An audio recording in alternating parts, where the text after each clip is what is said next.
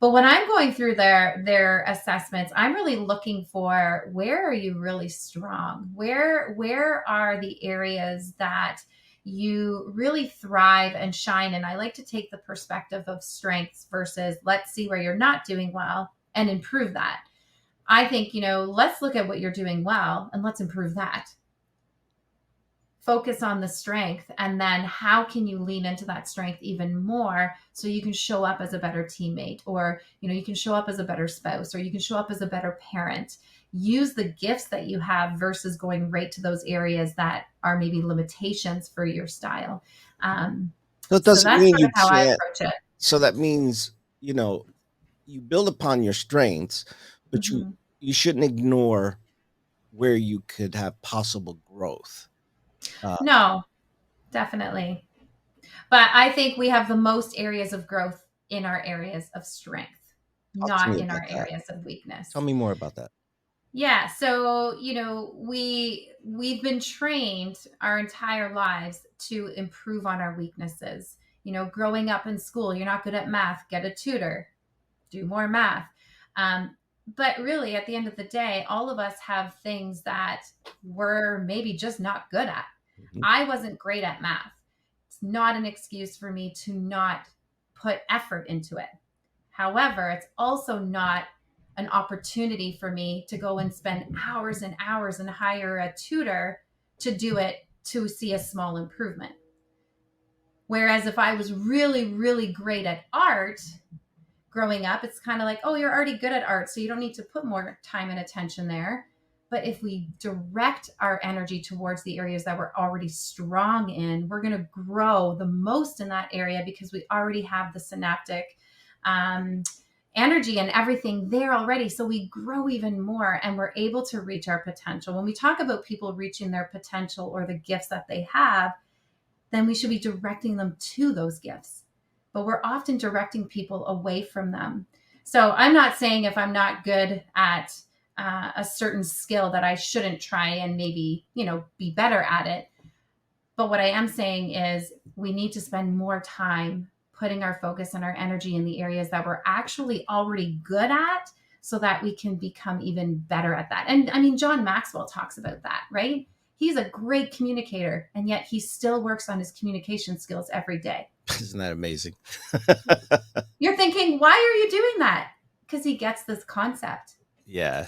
Yeah. right? You continue to build on your area of strengths, then you bring your best contribution into the world, and then you bring people alongside you that are good at the areas that you're not good at, and that's how you make a really great strong team. Well, I think leaders do that to some of their Hmm. people. They disable them because what they're really good in, rather than keeping them there, they're like, well, where you lack in, you need to go over here and learn it. And they Yes. struggle. Yes. So what's the message to leaders out there? How could they better see the value in someone's strength rather than their weakness? Well, so if anyone's ever listened to Marcus Buckingham or even, Patrick Lencioni, they talk a lot about work that brings you joy, right? Doing work that you love. And when a leader is moving people away from the things that they're really good at, and putting together personal development plans at the end of the year or the beginning of the year for them to improve in areas that they're not strong in, that's a recipe for burnout. That's a recipe for someone no longer loving the work that they do. So, I mean, just imagine at the beginning of the year if you sat down with every one of your teammates and you said, what brings you the most joy in the work that you do here? What do you love? And they start talking about that thing and you just watch them light up, right? And they're good at that. And then imagine you put all the people on your team in roles that they're really good at and also brings them joy. Right? I'm not saying that they're never going to do things that they don't love. You're going to have to do things you don't love, but if you started moving people around and developing plans around the areas they're already strong in, your team is like dynamite because everyone's doing the thing that they were meant to be doing.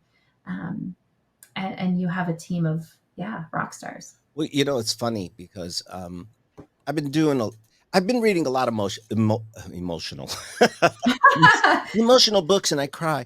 No, Oh. I've been reading a lot of motivational books, Hmm. and they all seem to say the same thing. And and talking to people that wrote those books, all really got most of their material from the Bible. I said, Hmm. hey, you know what? I'm going to go back to the Bible and read some of those teachings that Jesus Yeah. gave. Man, did he have a dysfunctional team? If you Yes. look at it that way, you know, Yes.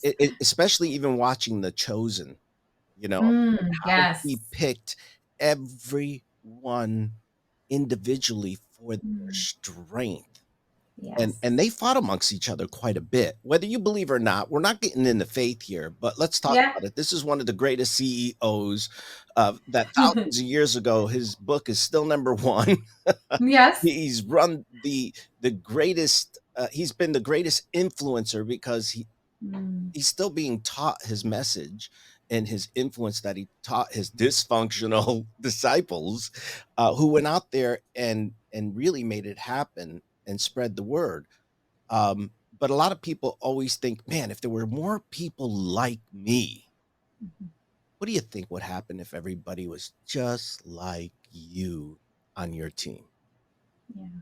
What would And it's a beautiful thing when there are people like there's nobody on this planet like you. And that's the beautiful thing, right? We if we said, "Oh, I wish everyone was like me." Well, I think there'd be a lot of chaos. For example, if we had a whole team of really driven, results oriented, focused people who just try to get to the finish line, well, who would take care of the people, right? You can't just have one type of person on the team. You need a complete collection of people that have unique gifts and talents and perspectives and thoughts. Like when we're talking about diversity, we're not just talking about the color of skin. We're talking about how people think. We're talking about how people act. Like it has to be everything, right? And so, yeah, you as a leader, you can get into the habit of hiring people just like you or hiring people completely opposite to you.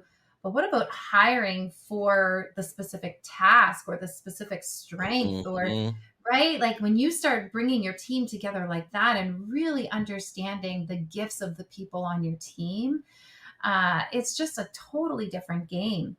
And I mean, I was watching my sister-in-law. She teaches our children's our school grade 7 and 8 band, and they had a little performance last week, and I was watching her and she just came alive. I mean, she is brilliant at music. She teaches the kids, and but when I saw her leading the band, it was like a totally different person came out of her. She was living her strength. She was doing something that she was born to, and I told her that. I was like, you just became a totally different person. Start paying attention to that, to people on your team, right? When does someone all of a sudden they perk up, they get excited, they get in the groove, they're in flow, and they're doing that thing, and you're just watching them in awe? You want them to do more of that. You don't want to go, Tessa, you're really great at that, but I need you to go spend 6 hours learning this thing that you're not good at. Why?